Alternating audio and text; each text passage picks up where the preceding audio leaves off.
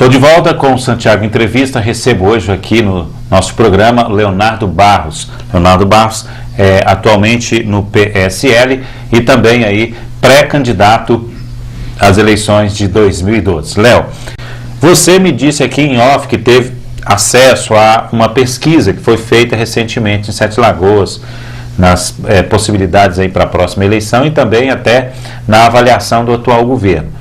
Você pode revelar para nosso telespectador o que de mais importante tem nessa pesquisa?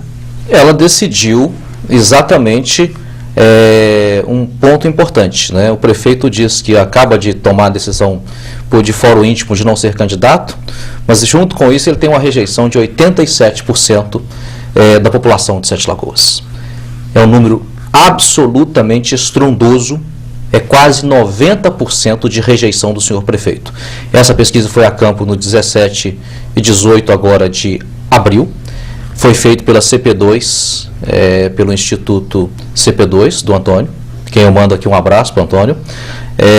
E essa pesquisa ela foi realizada em Sete Lagoas, exatamente buscando os cenários para prefeito de Sete Lagoas. Foram feitos 5 cenários diferentes, exatamente pela indefinição que existe hoje. Tem alguma informação dos...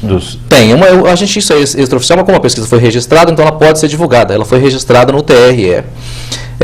E é interessante, em alguns dos cenários, a gente até parte disso, ela faz 5 cenários. Um dos cenários entra ainda o ex-prefeito Leone, que hoje está numa situação delicada dentro do seu partido, ele não será provavelmente candidato, mas no momento em que ele entra, ele vai a 42%, é interessante isso, no cenário em que é substituído pelo deputado Márcio Reinaldo, ele também fica na frente.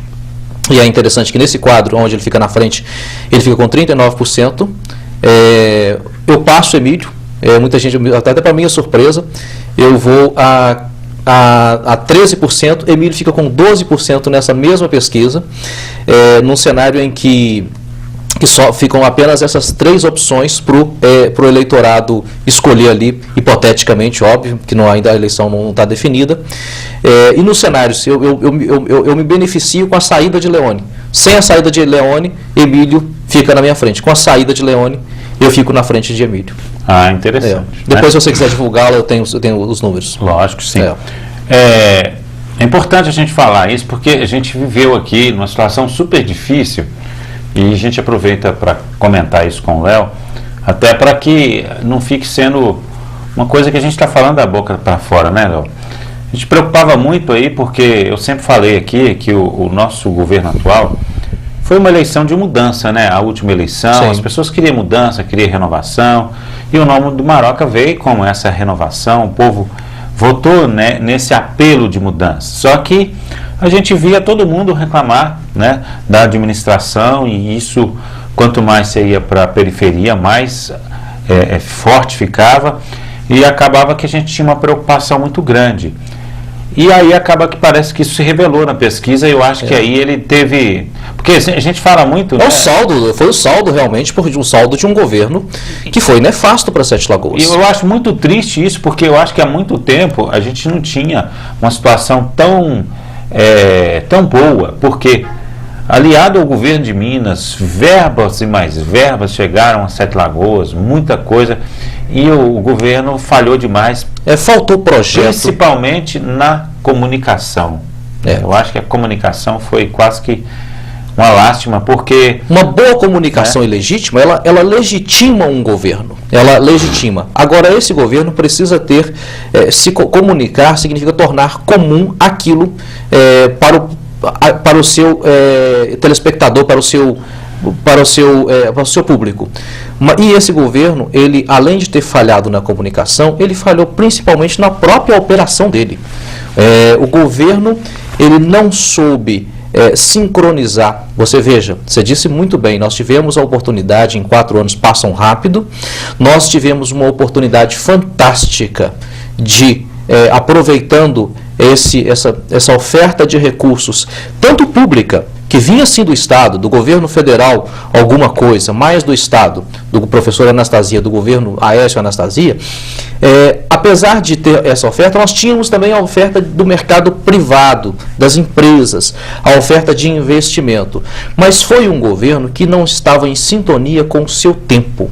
Foi um governo que ele não olhou para as necessidades prementes da cidade, ele não conseguiu entender, e é isso que nós precisamos ter agora na próxima etapa, entender que Sete Lagoas está inserido dentro dessa macro-região, dentro, próximo do aeroporto industrial, próximo de Belo Horizonte, e nós temos agora que, considerando essa escolha da nossa região toda como o grande vetor de investimento do Estado, é uma intenção do Estado transformar aqui a nossa região toda, considerando a grande região do aeroporto até aqui o vetor, chamado vetor norte, tornar aqui, até 2030, dobrar o PIB, ou seja, construir aqui as riquezas que tem no nosso Estado, diversificando a nossa economia, aproveitando a questão multimodal de transporte. Então, nós, Sete Lagoas, temos que estar preparados justamente para esse momento, para que a gente procure sincronizar, porque não basta ser do mesmo partido.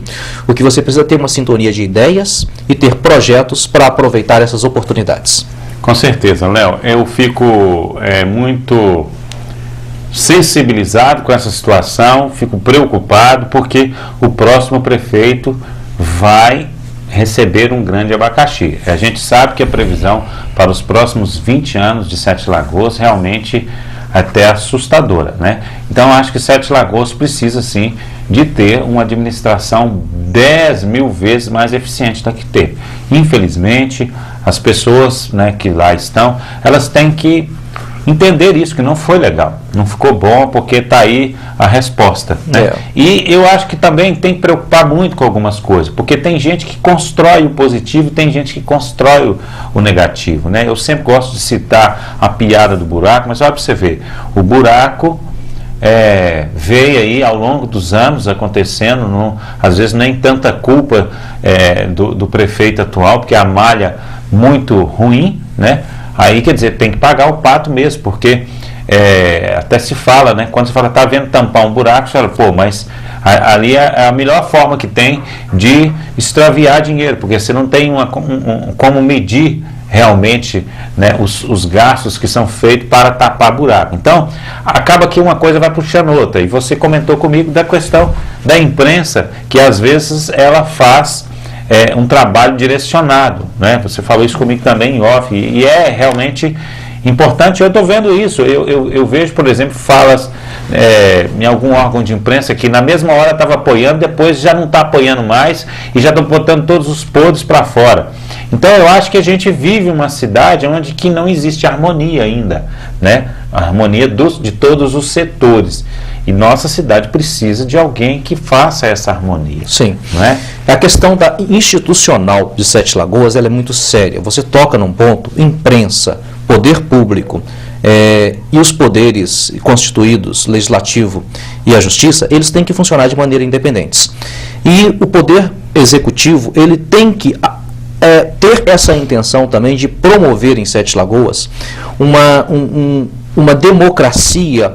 Aqui deve funcionar não o coronelismo, ou seja, a coisa arcaica, mas a gente passar a ter uma relação com a imprensa, primeiro de respeito, sim, da busca do anúncio da prestação de serviços para o cidadão, mas que a gente não passe a cooptar. Isso tem que ser uma decisão institucional, que é uma próxima etapa também que nós vamos ter que enfrentar em Sete Lagoas, que é manter essa independência e se sujeitar sim a um trabalho feito pela imprensa, e a própria imprensa também não ser servil, não cair de forma servil nesse processo.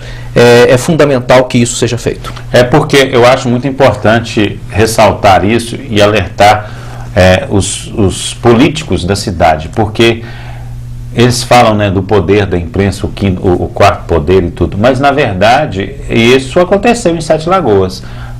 Alguns órgãos de imprensa detonaram com o nosso atual prefeito. A minha avaliação é essa, entendeu?